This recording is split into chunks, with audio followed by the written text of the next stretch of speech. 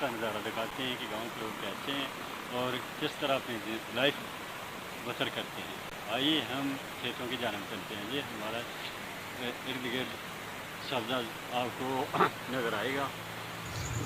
ये देखे पापा लोग खेतों में आए हुए हैं और मम्मा जो है वो बकरियों के लिए पट्ठे जो है वो काट रही है।